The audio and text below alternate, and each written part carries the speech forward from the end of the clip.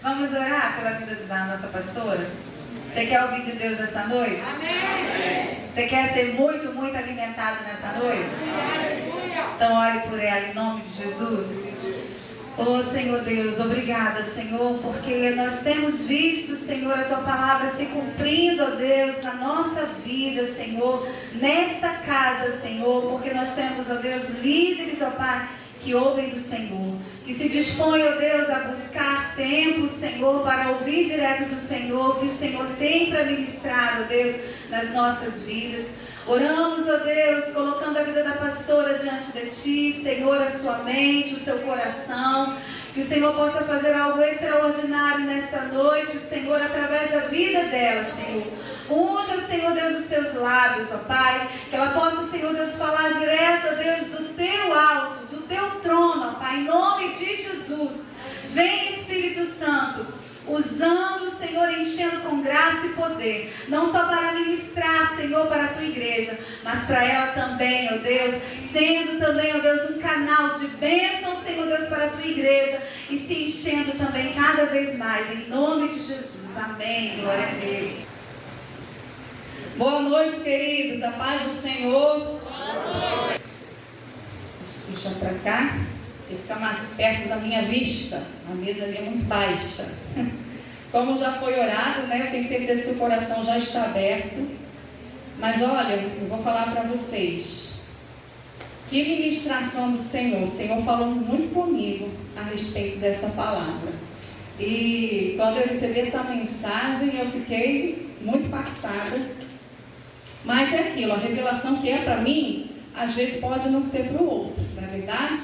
Mas a gente precisa estar com o coração aberto para que o Senhor possa falar e dizer: Senhor, eu quero realmente ouvir a sua voz. O impacto que o Senhor causou na vida da pastora Mariana, causa na minha vida e 10 vezes mais. Senhor, pode vir, Senhor, que eu estou com o meu coração aberto, amém? Quantos estão assim com o coração aberto? Então você pode fechar os seus olhos nessa hora e dizer isso para o Senhor. Você vai dizer isso para o Senhor.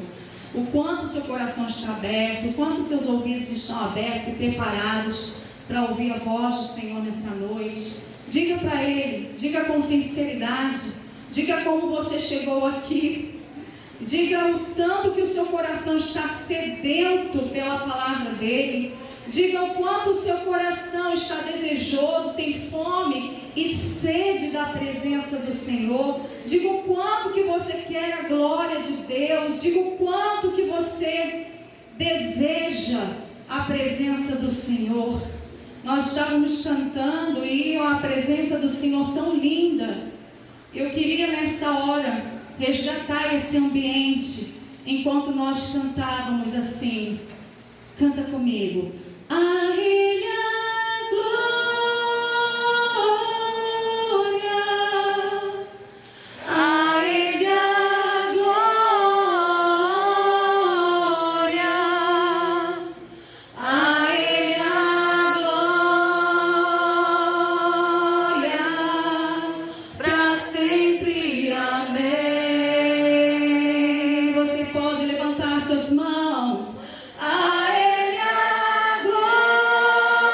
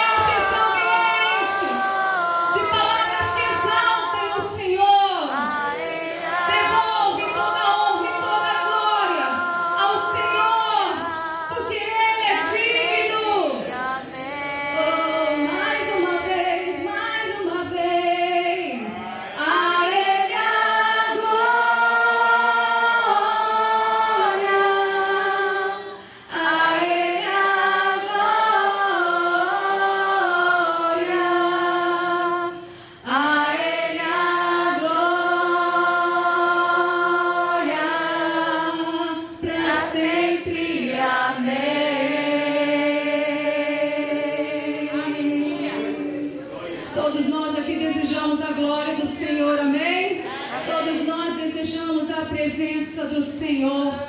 E o que você faria para reter a glória do Senhor, para que ela nunca mais fosse embora da sua vida? O que você faria para que a glória de Deus te acompanhasse todo instante? O que você é capaz de fazer para que a presença do Senhor possa se manifestar através da sua vida no nosso meio? O que é a igreja que nós faríamos, que nós seríamos capazes de fazer? Existem tantas coisas que nós podemos fazer. E eu quero dizer que existe um homem que ele deixou a glória de Deus ir embora. Foi-se a glória do Senhor. Eu vou começar com essa triste história, mas a gente vai avançar para o final feliz. Quantos gostam de finais felizes? Pode ficar tranquilo. Eu vou começar com o início triste para a gente caminhar para o final feliz. Mas existiu um homem, lá em 1 Samuel, capítulo 2, que recebeu algumas advertências da parte de Deus.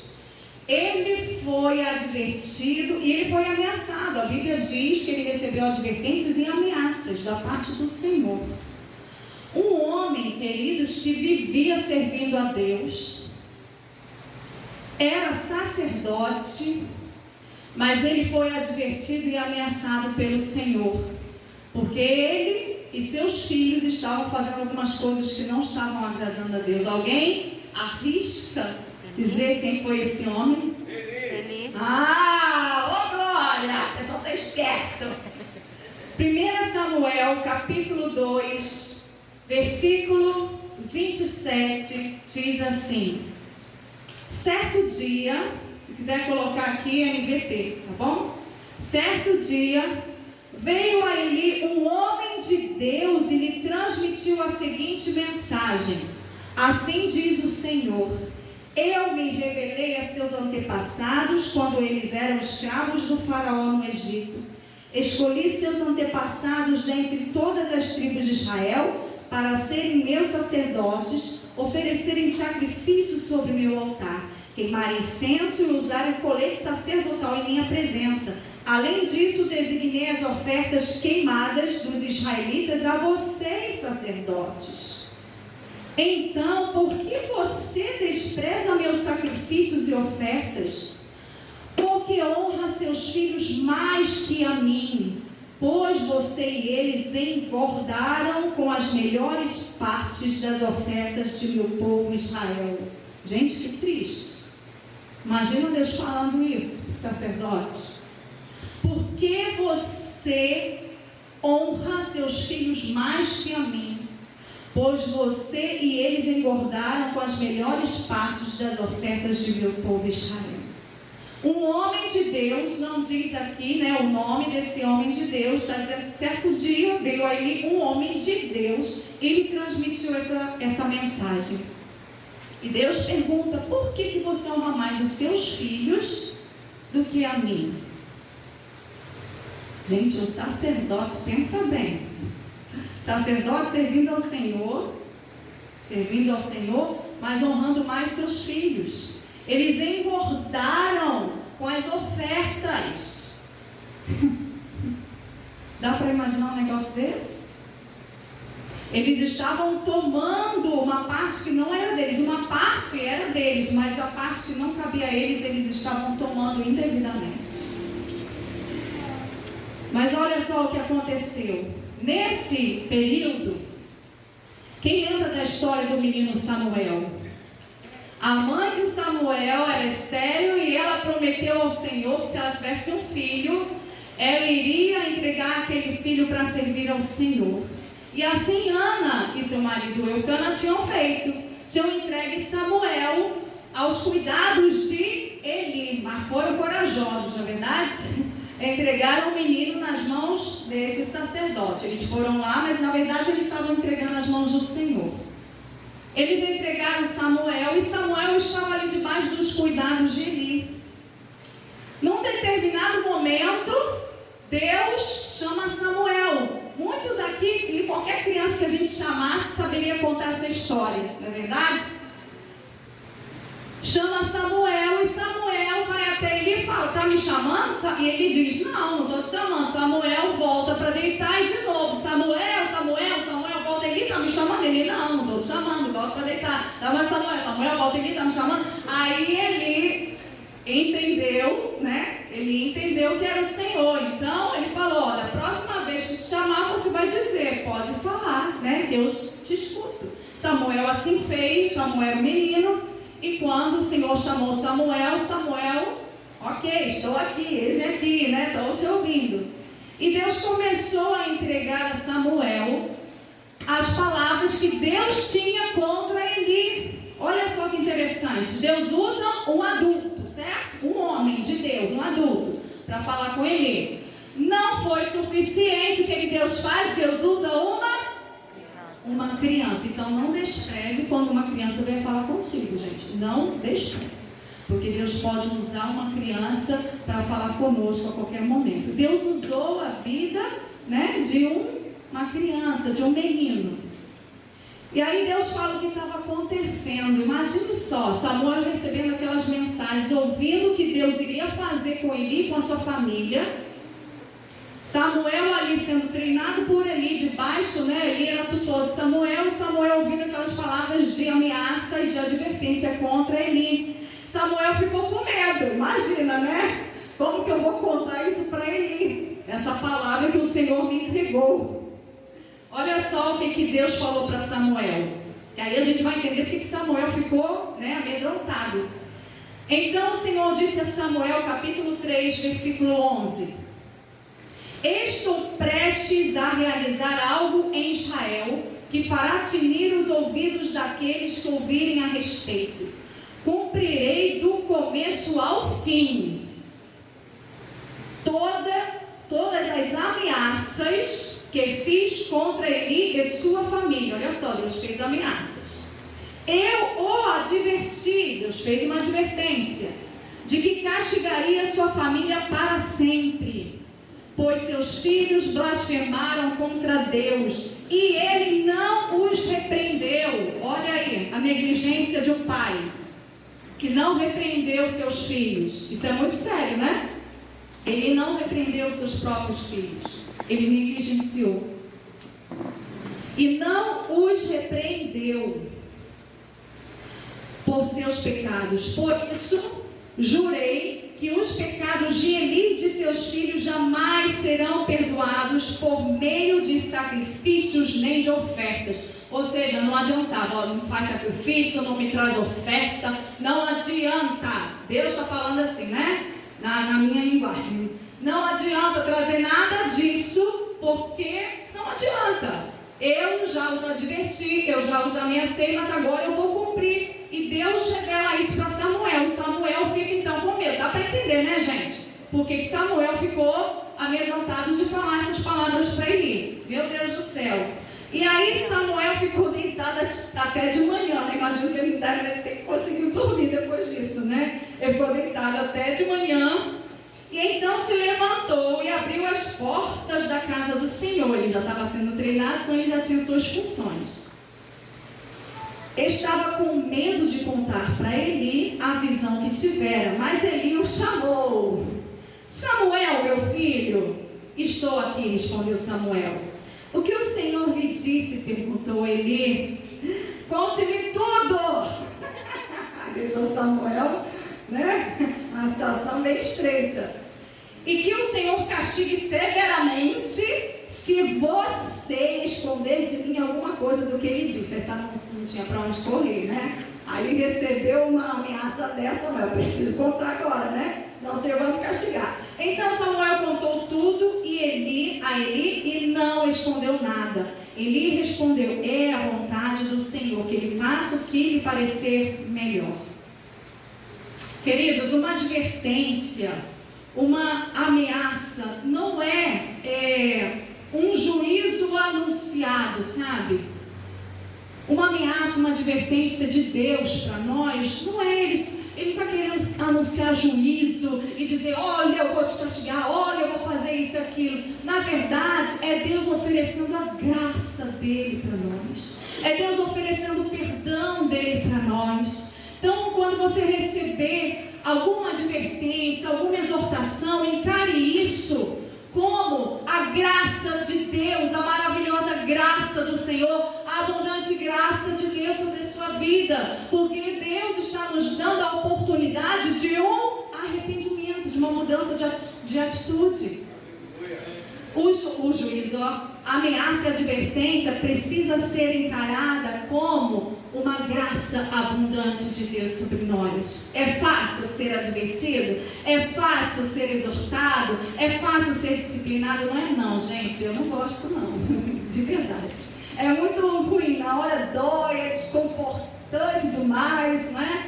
Mas a gente precisa encarar que a graça do Senhor dizendo, ei, eu estou te advertindo, para que lá na frente, essa advertência não se torne em juízo. Então, eu estou falando agora, para dar tempo de você se consertar, ok?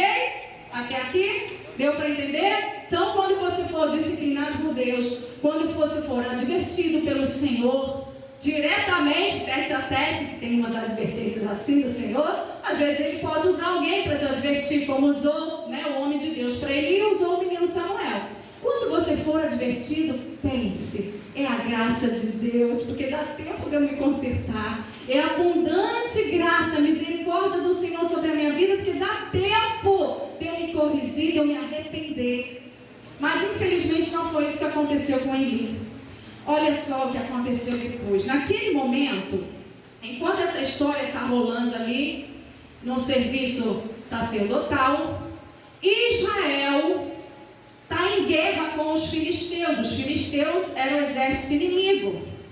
E nessa guerra, eu vou ler aqui capítulo 4, queridos, eu vou hoje, tá bom? Ler alguns versículos para a gente poder entender. No capítulo 4, diz que naquele tempo Israel estava em guerra com os filisteus, e o exército israelita tinha acampado perto de Ebenezer, e os filisteus acamparam em Afec. Os filisteus atacaram e derrotaram o exército de Israel, matando cerca de 4.000 homens. É muita gente, não é?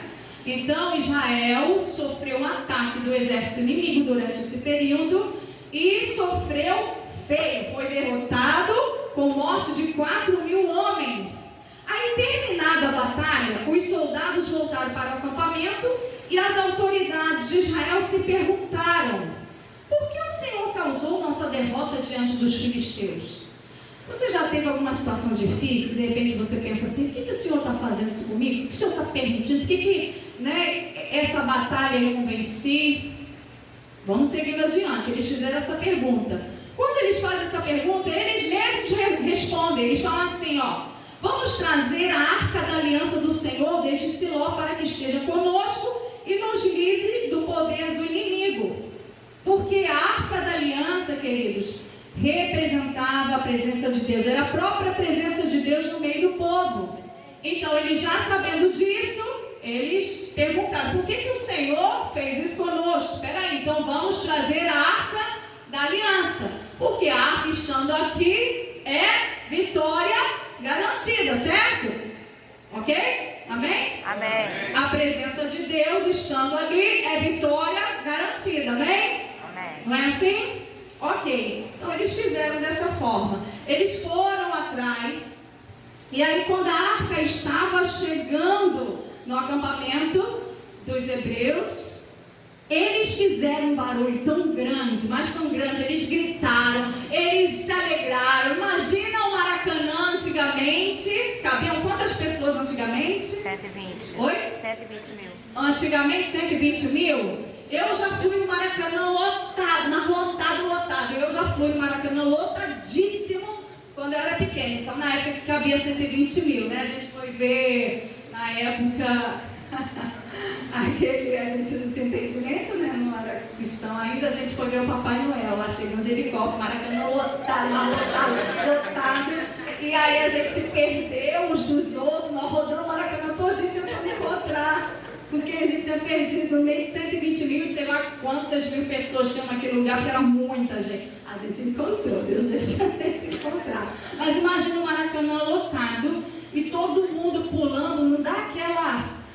Você já teve a oportunidade de estar num lugar assim com muita gente? É aquele impacto que a gente sente assim, dentro do coração da gente, não é? Estremece até a estrutura, né? Estremece a estrutura. Uma vez eu fui na Batista da Lagoinha, lá em Belo Horizonte, então tem as galerias, né? E a gente cantando festa, alegria, e pulando, gente, olha, dá uma sensação assim gostosa, né? Daquela celebração toda, mas a arquibancada assim, ó, a galeria estremecendo. Então imagina esse povo de Deus pulando. O que aconteceu? Tremeu a terra. O povo pulando, eram milhões de pessoas pulando e se alegrando com a arca chegando ali naquele lugar. Por causa disso, os filisteus, lá no arraial deles, eles ouviram e sentiram a terra tremer, gente. Imagina, devia ser um júbilo, né? A arca está chegando e o povo de Deus está celebrando que a presença de Deus está retornando para o arraial deles. E aconteceu isso. Quando os filisteus ouviram, perguntaram, o que está acontecendo? E aí falaram, não, que a arca de Deus está chegando no arraial dos hebreus. E aí eles ficaram muito aterrorizados. Eles ficaram em pânico. Por quê? Porque eles lembraram que o Deus dessa arca foi o Deus que livrou os hebreus de Faraó, lá do Egito. Eles conheciam essa história. Então eles lembraram e falaram, não, peraí, ao mesmo tempo que eles ficaram em pânico, eles logo decidiram, não, nós somos homens valentes, então nós vamos lá tomar a arca, porque não podemos deixar, porque o Deus deles é aquele Deus que livrou o povo lá de Faraó. Então eles conheciam essa história, eles ficaram com muito medo. Então eles decidiram então tomar a arca das mãos do povo de Deus. E olha só o que aconteceu. A morte de Eli, que é o próximo texto que eu vou ler, diz assim, ó, versículo 10. Então os filisteus, no capítulo 4, então os filisteus saíram para a batalha e Israel foi derrotado. Gente, mas espera aí. Israel já tinha sido derrotado, eles pensaram, para a gente não ser derrotado, a gente traz a arca. Aí eles levaram a arca para o meio deles, que é a presença de Deus. Como então que os filisteus conseguiram derrotar os hebreus agora, com a arca lá dentro? Por causa do sacerdote ali? Mas ele disse que foi por causa do sacerdote ali. A gente vai descobrir um pouquinho mais à frente. Mas quando eu li isso aqui, eu fiquei intrigada. Eu falei assim, meu Deus, não é possível. Eles tomam a arca, porque eles falaram, nós fomos derrotados porque a arca não estava aqui. A presença de Deus não estava conosco. Agora a presença de Deus está conosco e nós fomos derrotados. Os filisteus roubaram a arca, tomaram, né, na verdade, a arca da mão dos hebreus. E olha só o que aconteceu. Com isso tudo, no versículo 12 diz assim, o homem da tribo de Benjamim correu do campo de batalha. Sempre tem alguém para levar notícia ruim, não é verdade? Aconteceu alguma coisa ruim, alguém, pode ter certeza, tem um acidente ali, alguém vê, já corre aqui dentro, olha, aconteceu um acidente ali, não é, gente? Oh meu Deus, misericórdia de nós, seres humanos, né? Esse homem correu, aconteceu isso, a arca foi tomada, enfim, né? Os filisteus derrotaram os israelitas de novo. Esse homem correu do campo de batalha e chegou a Siló ainda naquele dia. E tinha rasgado suas roupas e colocado pó sobre a cabeça, né, que é um ritual que eles fazem, né, em situações assim. E Eli estava sentado numa cadeira, versículo 13, ao lado da estrada, esperando para ouvir as notícias da batalha. O sacerdote estava ali esperando para ouvir as notícias. Ele também era juiz de Israel. E ele foi juiz durante 40 anos. Pois seu coração tremia pela segurança da arca de Deus. Quando o mensageiro chegou e contou o que havia acontecido, gritos ressoaram por toda a cidade. Aí o povo entrou em desespero, queridos. Ele ouviu os gritos e perguntou. Aí ele já ouve os gritos diferentes daqueles gritos quando a arca chegou. Agora era grito de desespero, porque o povo tinha sido abatido, que a arca tinha sido tomada. E Eli ouviu esses gritos e perguntou para esse mensageiro: o que é esse barulho todo? E o mensageiro correu até Eli e contou-lhe a notícia. Eli estava com 98 anos e já não conseguia enxergar. Acabo de chegar do campo de batalha, disse o mensageiro. Fugi de lá hoje mesmo. E aí ele perguntou: o que aconteceu, meu filho? E o mensageiro respondeu: Israel foi derrotado pelos filisteus e o povo massacrado. Seus 2 filhos, contou para ele, os seus 2 filhos, Hófni e Finéias, também morreram e a arca de Deus foi tomada. Quando ele mencionou o que havia acontecido com a arca de Deus, Eli caiu da cadeira para trás. Olha que tristeza. Oh, Jesus. Ele caiu com a cadeira para trás, ao lado do portão, quebrou o pescoço e morreu, pois era velho e pesado. Lembra? Que ele e seus filhos estavam engordando com as ofertas, né? Que não era para eles tomar. Ele estava gordo, pesado, com 98 anos, caiu para trás e quebrou o pescoço. Pois era velho e pesado, havia sido juiz em Israel durante 40 anos. E olha só, a história trágica não parou por aqui. Quando alguém não ouve a voz de Deus, quando alguém não ouve a advertência do Senhor, olha só o que vai desencadeando. A nora de Eli, esposa de Finéias, do falecido Finéias, que acabou de morrer, estava grávida e perto de dar à luz. Quando soube que a arca de Deus havia sido tomada e que o sogro e o marido estavam mortos, teve contrações violentas e deu à luz.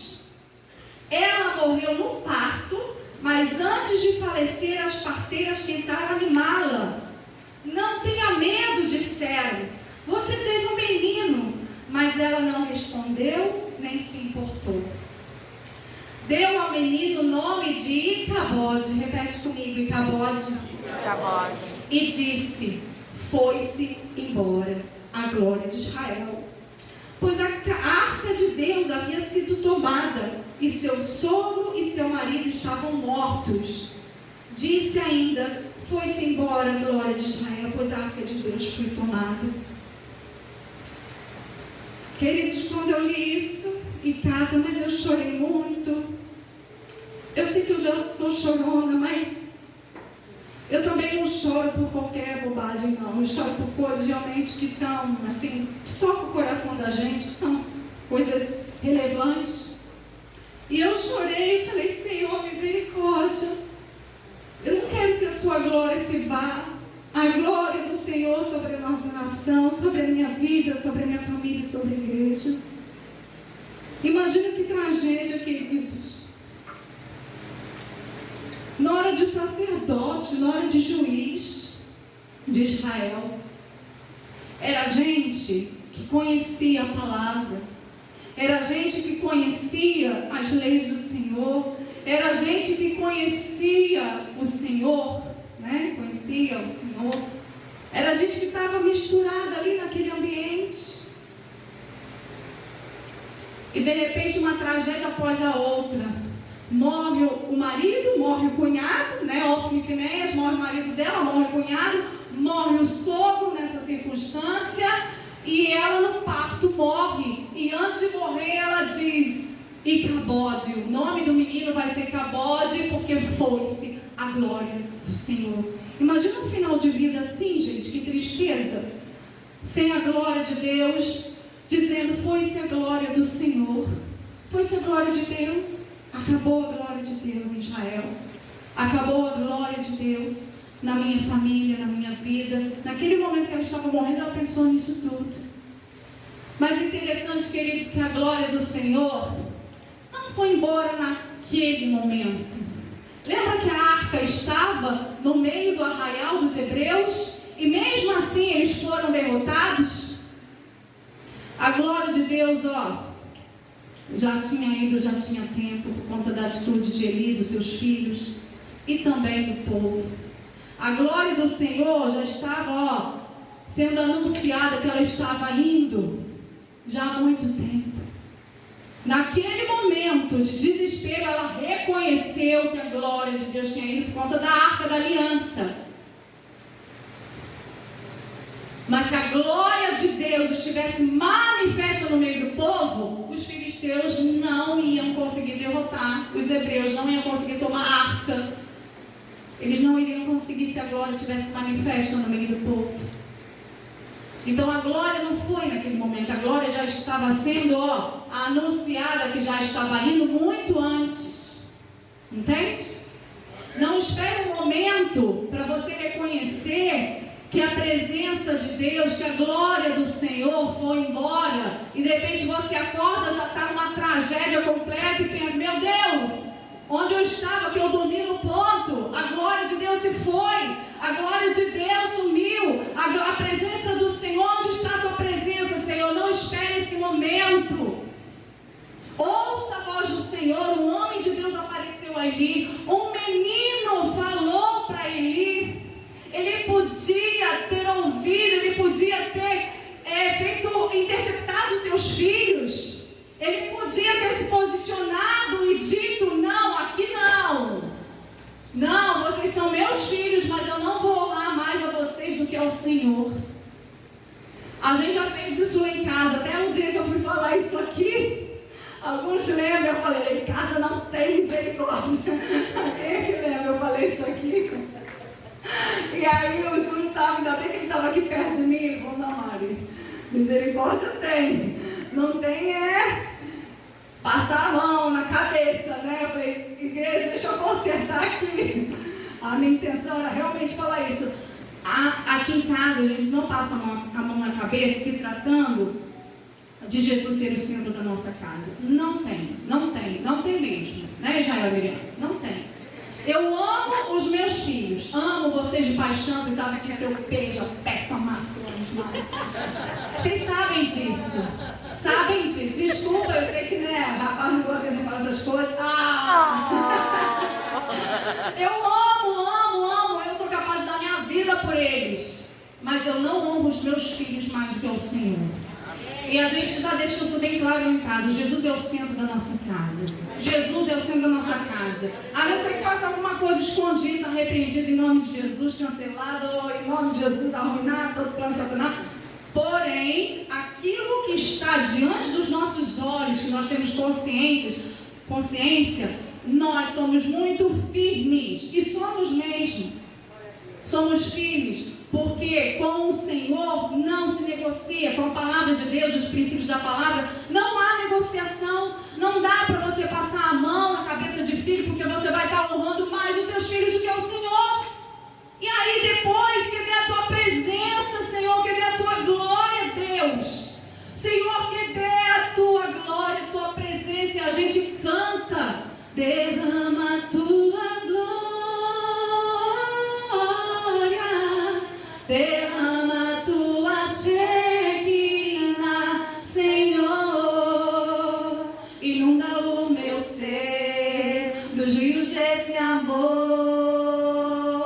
Não é verdade? A gente deseja a glória do Senhor, mas a glória de Deus, a presença do Senhor, ela precisa estar acompanhada de algumas outras atitudes no nosso dia a dia. Amém? Gente, não é fácil não. Não é fácil não, queridos, não é fácil. Teve um dia que eu fui disciplinar um dos meus filhos. Gente, mas eu chorei. Foi esses dias, gente. Eu chorei igual criança. E eu falei, isso, né? Que não é só isso. Mas eu chorei. E um deles, né? Eu também não vou ficar apontando, mas chorou. Mas doeu tanto aqui dentro, doeu. Mas antes, a palavra do Senhor. Antes, os princípios do Senhor. Antes, porque eu prefiro honrar ao Senhor. E quando a gente honra ao Senhor, as outras coisas vêm para o seu lugar certo, queridos. Não tenha medo de honrar o Senhor.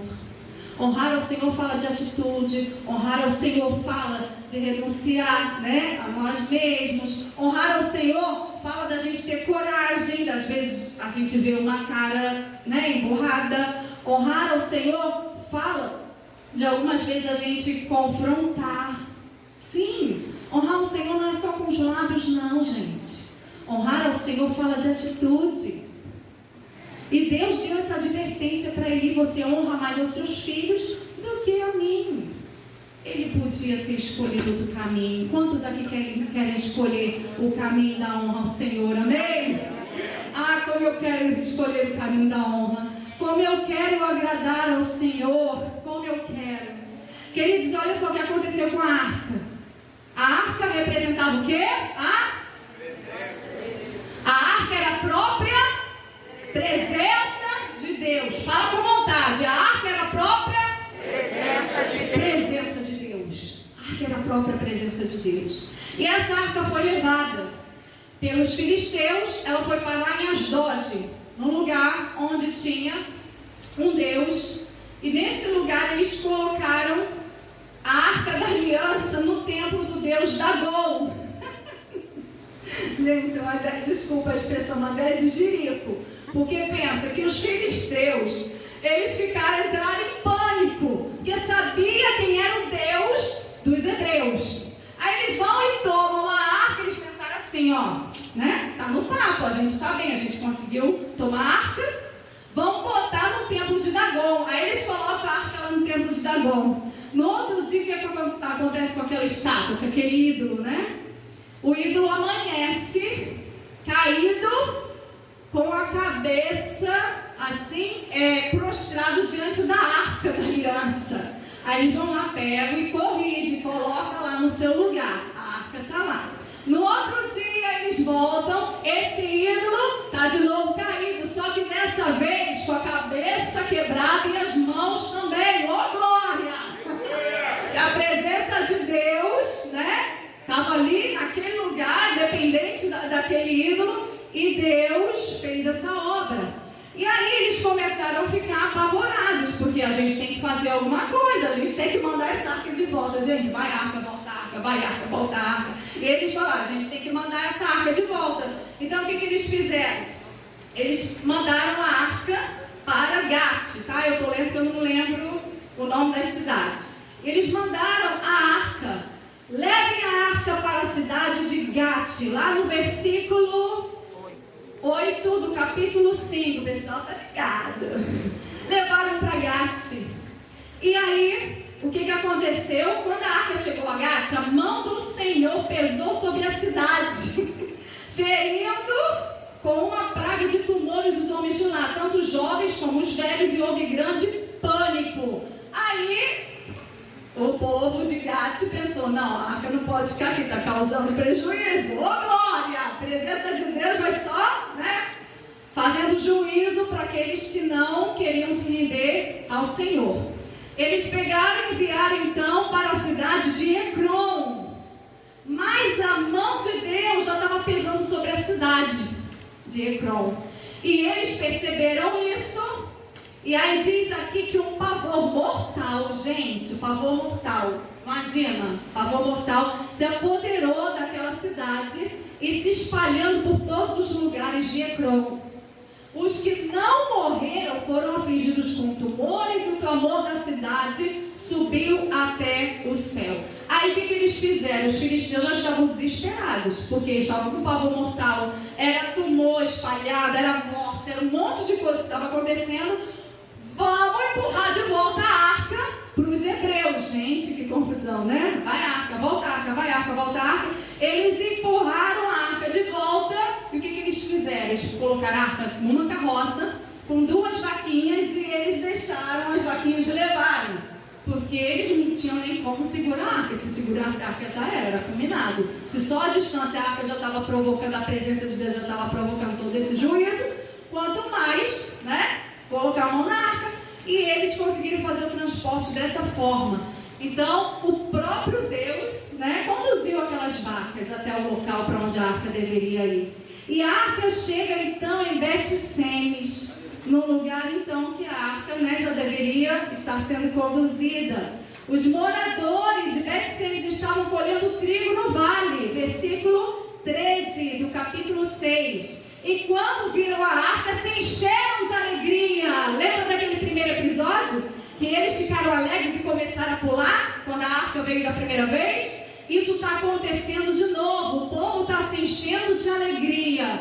Mas parece, amém, né? Mas parece que o povo, assim, tem amnésia, né? Porque eles tinham feito isso e foram derrotados. E agora eles veem a arca de novo. Eu ia fazer assim: Senhor, misericórdia. O que nós precisamos fazer, Senhor? Eu acho que eu ia tomar essa atitude. Porque se antes a gente se encheu de alegria e mesmo assim a gente foi derrotado com a arca aqui, agora a arca está vindo, Senhor, misericórdia. Mas o povo, acho que tinha assim, né, amnésia. E eles celebraram muito, porque a arca estava voltando, celebraram. E aí a carroça entrou no campo de um homem chamado Josué e parou, né, ali naquele lugar. Só que depois desse episódio, olha só, 70 homens olham para dentro da arca. Gente, povo de Deus olhou para dentro da arca. E 70 homens foram mortos porque olharam para dentro da arca. Não podia. Não é de qualquer forma que eles podiam se aproximar da arca. A presença de Deus, queridos, é santa. A presença de Deus é tão maravilhosa, é tão santa, é tão, que não é de qualquer forma que a gente pode se aproximar da presença de Deus. A arca era a própria presença de Deus. E eles, só de olhar para dentro da arca, eles foram mortos, 70 homens naquele lugar. Glória a Deus que nós temos Jesus hoje, que é o sumo sacerdote, que nos lavou, nos purificou, e hoje nós podemos com intrepidez adentrar no Santo dos Santos na presença do Senhor. Amém? Glória a Deus por Jesus, que nos salvou, nos purificou, e a Bíblia diz que com intrepidez nós podemos adentrar, tendo um coração, tendo purificado o coração, né? E amar a consciência, nós podemos adentrar na presença do Senhor. E nesse momento 70 homens foram mortos. O que eles fizeram? Enviaram a arca, então, para um outro lugar. O Senhor matou os 70 homens ali em Bet-Semes. Então eles enviaram a arca para um outro lugar, Kiriat-Jearim. Quando a arca chega naquele lugar, a arca permanece ali durante 20 anos. Então, finalmente, a arca encontra um lugar de repouso mais duradouro, né? Porque essa coisa de vai e volta. Quando a arca finalmente chega a este lugar, o profeta Samuel toma uma atitude diante do povo. E ele diz assim, capítulo 7, versículo 2, diz assim: a arca permaneceu em Kiriat-Jearim por muito tempo, 20 anos no total. Durante esse período, todo o Israel lamentava à espera de alguma ação do Senhor. Gente, 20 anos lamentando, esperando uma ação de Deus. Mas a arca já não estava ali, gente. O que a arca representava, gente? A presença de Deus. A arca era a própria presença de Deus. A presença de Deus não estava ali. Que enigma é esse? Que coisa é essa? Que eles passaram 20 anos lamentando e esperando a ação do Senhor. A presença de Deus estava ali. E eles passaram 20 anos nesse lamento. Gente, sinceramente, o pessoal tinha muita fé. Esse povo tinha muita fé. Ou eles, eu não sei não. Eu não sei, gente. A arca era a presença de Deus. Eu fiquei me perguntando, a arca era a presença de Deus. Onde a arca estava, havia vitória. Mas a arca, estando naquela época lá atrás, e os israelitas foram derrotados. Aí agora a arca chega e eles passam 20 anos lamentando uma ação do Senhor. Aí Samuel ele já havia morrido, Samuel já estava crescido. Samuel, que era um profeta e também juiz sobre Israel. Olha só a importância de termos líderes comprometidos com o Senhor. Samuel, no versículo 3, diz assim: então Samuel disse a todo o povo de de Israel, se de fato vocês desejam de todo o coração voltar ao Senhor, livrem-se de seus deuses estrangeiros e de suas imagens de Astarote. Voltem o coração para o Senhor e obedeçam somente a Ele. Então Ele os livrará das mãos dos filisteus. Simples assim. Vai arca, volta arca, vai arca, volta arca. Os hebreus são derrotados. E volta arca e chama arca. E passa mais 20 anos esperando uma ação do Senhor. Aí Samuel chega assim, simples assim. Eu vou ler de novo. Então Samuel disse a todo o povo de Israel: se de fato vocês desejam de todo o coração voltar ao Senhor, livrem-se de seus deuses estrangeiros e de suas imagens de Astarote. Voltem o coração para o Senhor e obedeçam somente a Ele. Então Ele os livrará das mãos dos filisteus. Simples assim.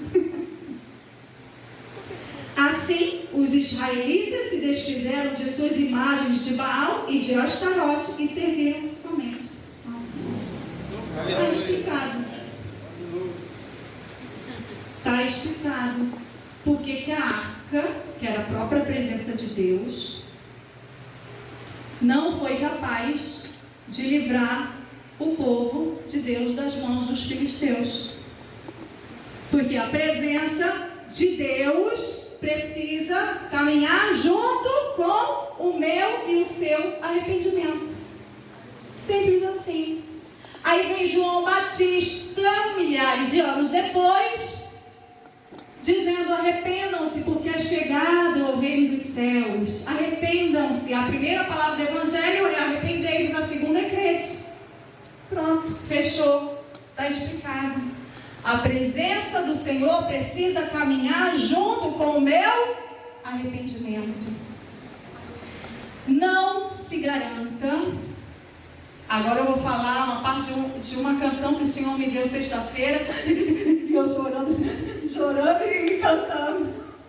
Não se garanta na maravilhosa graça de Deus sem passar pelo arrependimento. Ah, gente, não se garanta. Maravilhosa graça. Ainda não gravei essa versão. Que a gente cantou hoje. Maravilhosa graça, abundante graça. Mas não se garanta na maravilhosa graça de Deus sem passar pelo arrependimento. E está assim de crente dentro da igreja que não passou pelo arrependimento. Está assim, gente, assim. Assim de crente dentro da igreja que não passou pelo arrependimento. E não estou pensando em ninguém, tá bom, gente? Por favor, não estou pensando em ninguém, porque se eu pensar em alguém, aí eu já estou condenando a mim mesma. Não estou pensando em ninguém. Mas está assim, de crente, que está envolvido na maravilhosa graça, que todos os dias é acordado pela misericórdia do Senhor, porque diz a palavra do Senhor que a misericórdia do Senhor nos acorda, né? Ela se renova cada manhã. Grande é a fidelidade do Senhor, está lá em Lamentações 3:22. Só que a gente está abusando da graça, maravilhosa graça e da misericórdia do Senhor quando a gente não passa pelo arrependimento. Gente, era simples assim. Aí tem gente que ora anos. Você viu o que eles fizeram? 20 anos clamando. Na minha versão está falando que eles ficaram 20 anos lamentando à espera de uma ação do Senhor. Em outras versões diz que eles buscaram ao Senhor durante 20 anos. Então imagina só, 20 anos buscando ao Senhor, orando 20 anos, enquanto que precisava uma atitude simples de arrependimento. Joga os seus ídolos fora, né? Os ídolos de Baal, de Astarote, aquela cidade também, né? Onde a arca foi parar. Era só jogar e se arrepender diante do Senhor. Simples assim. O Evangelho é simples. A gente que complica. A gente que complica o Evangelho. O Evangelho é muito simples. O Evangelho fala de humildade, o Evangelho fala de quebrantamento. Não tem como a gente adentrar no Evangelho sem arrependimento. Gente, é bom. Confia, é bom. Na hora dói, mas depois é bom. quando a gente passa pelo arrependimento, dói. Porque eu penso, meu Deus, como eu fico a paz? Tem uma história, uma ilustração. Deixa eu ver se eu vou lembrar, né? Às vezes sou muito boa de contar história, não. Mas tem uma história que eu ouvi certa vez, que um homem, ele cometeu muitos crimes. Então, imagina os piores crimes que aquele homem havia cometido. Ele foi preso e condenado à morte. E nessa condenação, ele estava ali ainda, né, para passar por essa sentença de morte. O governador, e ele pedindo, né, por favor, perdoa, né, perdoa aí, né, os meus crimes, enfim. Chegou até o conhecimento do governador que esse homem, então, estava pedindo o perdão. E aí o governador assinou o perdão daquele homem. Só que o governador falou assim: eu vou vestido de um líder eclesiástico, né? Um pastor, um padre, não sei. E ele foi até aquela prisão com a Bíblia. E dentro da Bíblia estava lá o documento da anistia daquele homem, daquele perdão. E chegando naquela cela, o homem já olha e fala assim, o criminoso, né? Não, mas eu não quero saber desse homem não, eu quero falar com o governador. Eu quero falar com o governador e falar assim, por favor, rapaz, não faz isso, atende, esse homem veio aqui falar contigo. Ele, não, eu não quero saber desse homem, eu quero falar com o governador, mas eu quero falar. Ele insistiu, e ele brigou, e ele exigiu, por fim, o governador foi embora. E aquele homem é condenado, então, à morte. E aí ele fica sabendo, você quer consertar a história?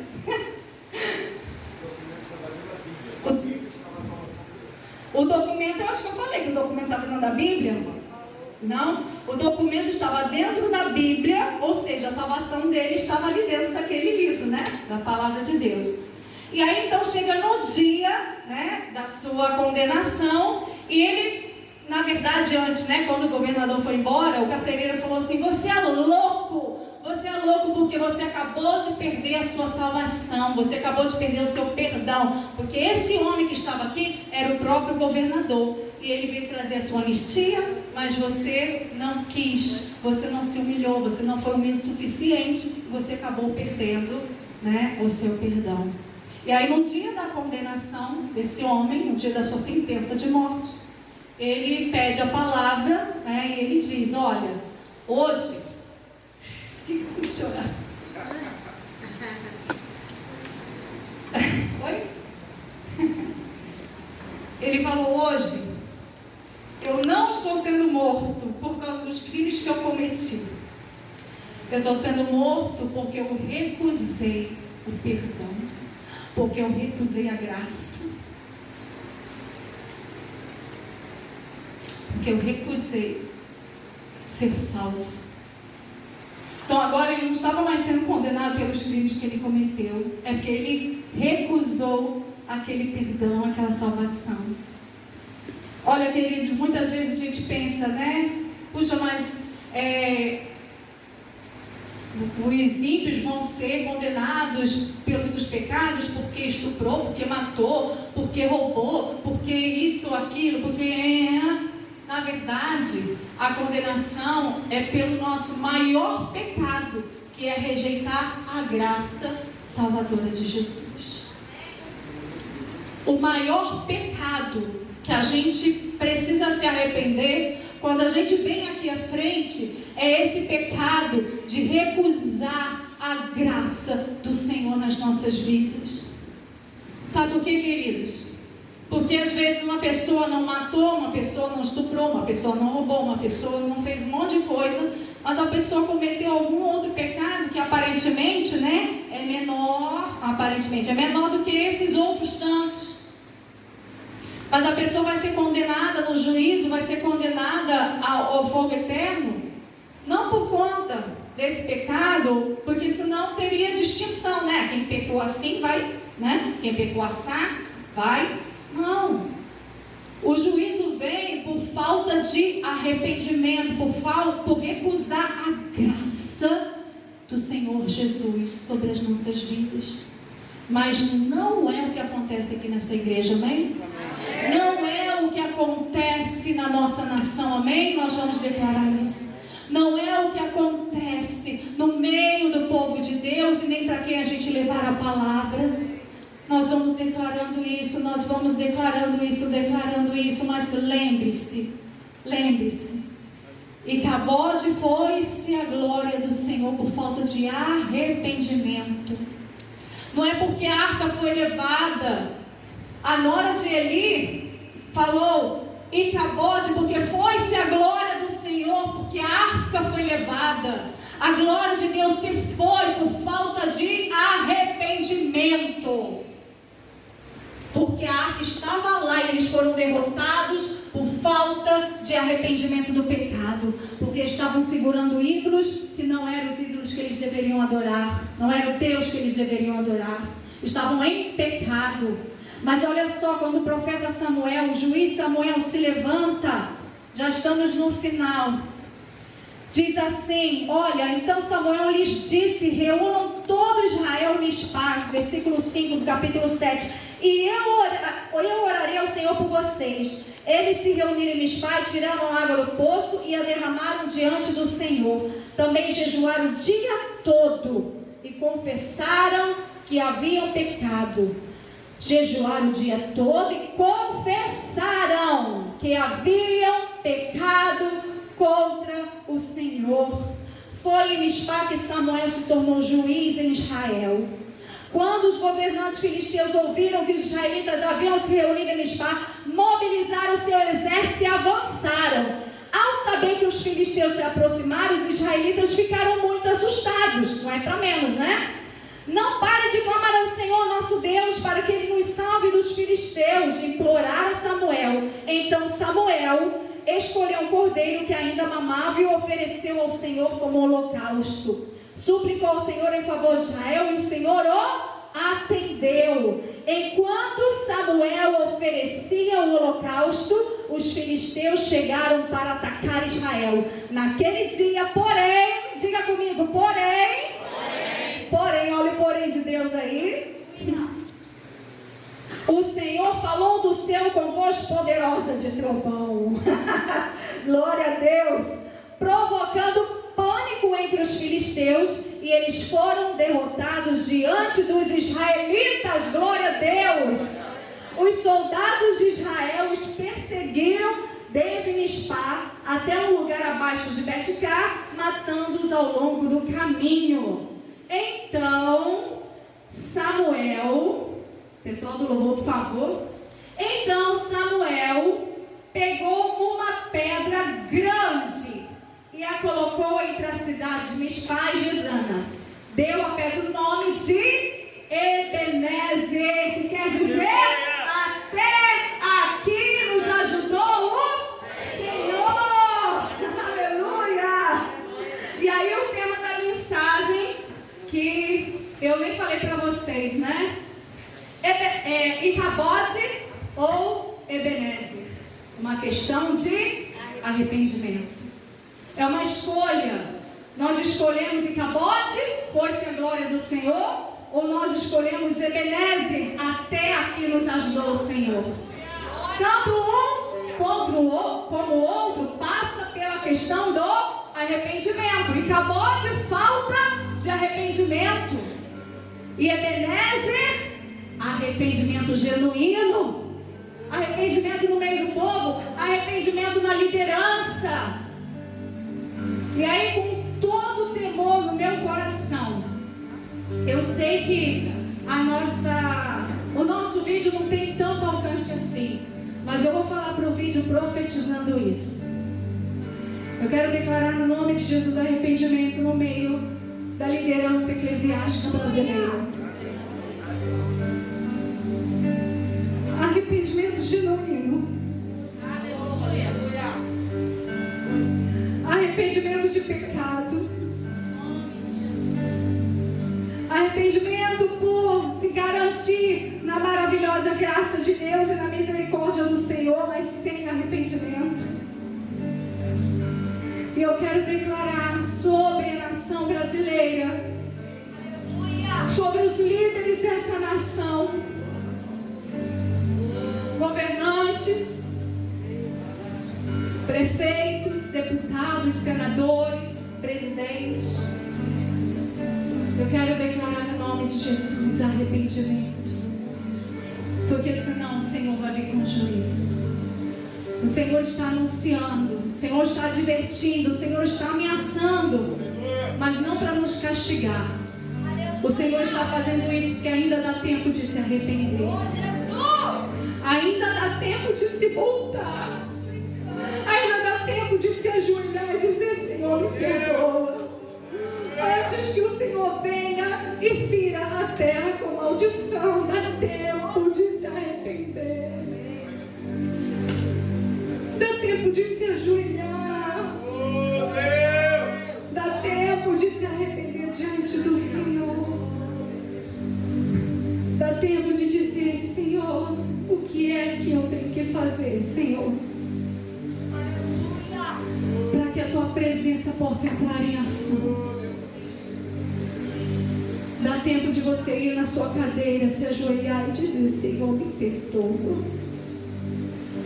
Dá tempo de você, ainda dá tempo, queridos. A graça do Senhor está sobre nós, nos envolve ainda nessa noite. O juízo vai vir,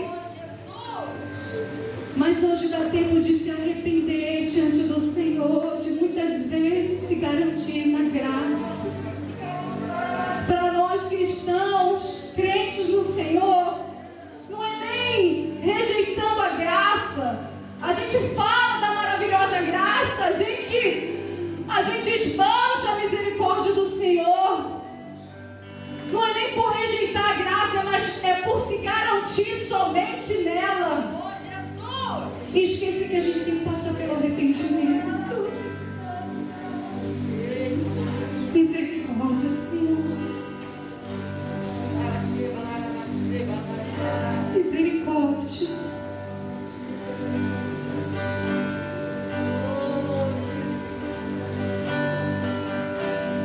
Me perdoa, Jesus. Me perdoa, Senhor. Me perdoa, Jesus. Me perdoa, Jesus. Me perdoa, Jesus.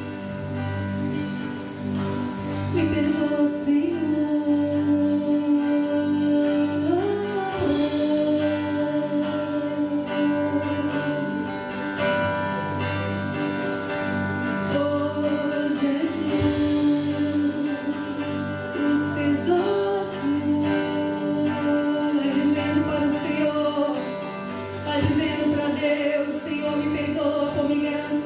Por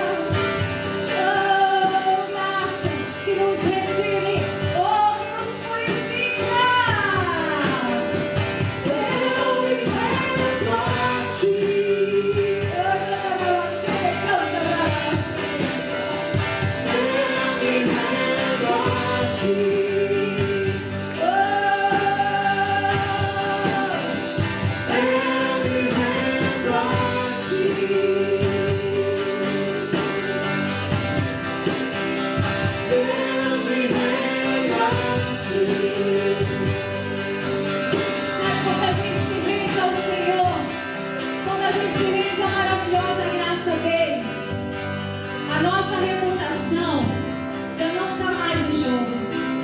A gente não tem, sabe, medo e nem vergonha de se expor para o nosso irmão, para a nossa irmã. Se você está aqui, você precisa pedir perdão ao irmão, a uma irmã, ou alguém do seu convívio, alguém da sua família, não sei. Sabe, a graça do Senhor nos alcança de tal forma que a gente não tem mais, sabe, que manter a nossa reputação, porque é o sangue de Jesus que é o nosso respaldo. A justificação através de Jesus que é o nosso respaldo. Então a gente não tem mais que manter a nossa reputação. Nessa noite, é noite de arrependimento, é noite de quebrantamento, é noite de humilhação, é noite de pedir perdão, é noite de perdoar, é noite de ser perdoado. Oh, minha reputação não está mais em jogo, a minha reputação, o meu nome. O que é o meu nome? Mariana, Rolu, Pessoa, Tourinho. Se o nome de Jesus está sobre todo nome.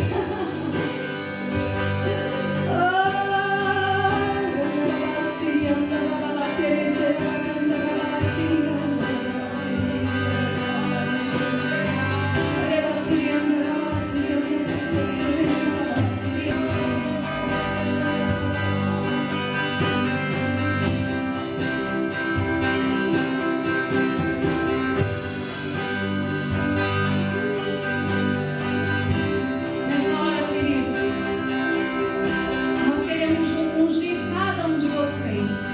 E essa unção nessa noite é uma unção que vai marcar quebrantamento e arrependimento de pecado.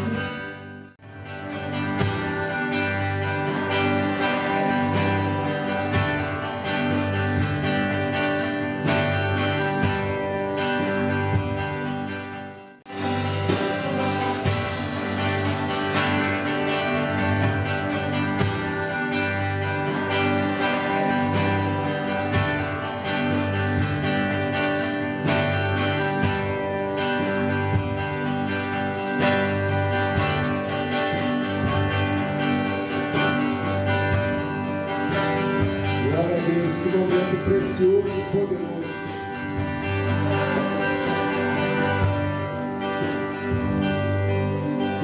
Para a gente fazer esse momento ceia, eu queria deixar para você. E se a minha palavra tem algum valor, um peso dentro do seu coração, quero que você preste bastante atenção.